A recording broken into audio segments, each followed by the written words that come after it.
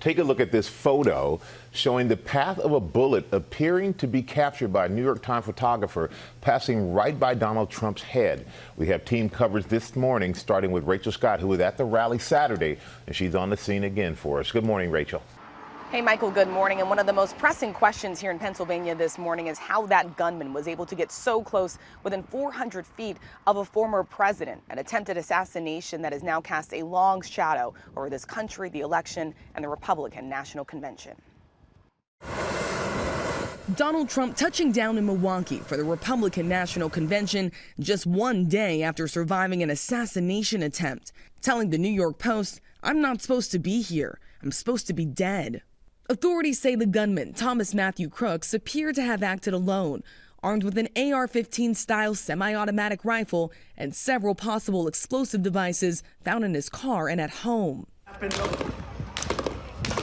Gunfire ringing out just 8.5 minutes after Trump took the stage. The first assassination attempt of a president in decades. If you want to really see something that said, take a look at what happened. Trump grabbing his ear, ducking behind the podium as Secret Service members quickly rushed onto the stage to shield him. And the crowd screams in pandemonium as we ducked for cover. We're okay. Agents appear to confirm the shooter was dead. Shooter's down. Are we good to move? We're clear. Let's move. Trump's microphone picking up those frantic moments with Secret Service as they lift the former president to his feet. Let me get my shoes on. Hold on, your head is bloody. So we gotta move to the car. Blood visible down the right side of Trump's face. As he's hurried away, Trump pumping his fists in the air, shouting "fight."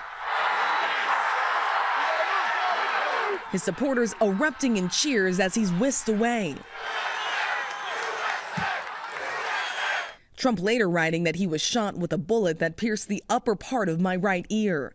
The trail of that bullet, circled in red, appeared to be captured by New York Times photographer Doug Mills in this extraordinary image. Trump's life saved, perhaps by this simple turn of his head. We're all in shock. I watched mothers shield their children from bullets. Authorities say the gunman fired as many as 8 rounds from a rifle, perched roughly 400 feet away from Trump on a rooftop just outside the event's security perimeter. As he began firing, a Secret Service sniper positioned just behind the stage, taking aim and firing on the gunman, killing him. Some witnesses trying to warn police moments before the shooting. Mike DeFriscia and his wife Amber were standing nearby. We noticed the guy shimmying up the roof, and then we realized that he had a gun, and then everybody started screaming to law enforcement. Shots then ringing out, and then in the stands, urgent calls for a doctor.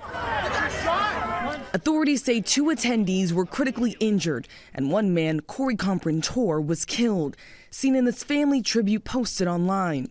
James Sweetland, an ER doctor who attended the rally, jumping in to try and save him, performing CPR, but it was too late. I saw his wife, one of his daughters, look at me. I'll never forget that look. Comprentor, a 50-year-old father of 2, hailed as a hero by Pennsylvania Governor Josh Shapiro. Corey was a girl dad. Corey was a firefighter. And most especially, Corey loved his family. Officials say he dove on his family to shield them from the gunfire.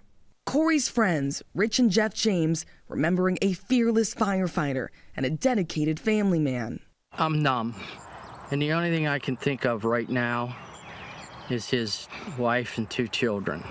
Hours after the shooting, Trump and President Biden speaking by phone. Sources say the call was short, respectful, and good. Biden addressing the nation 3 times in the aftermath, denouncing political violence and promising a thorough and swift investigation and enhanced security for Trump. In only his 3rd Oval Office address ever, the president calling for unity. Politics must never be a literal battlefield, and God forbid, a killing field.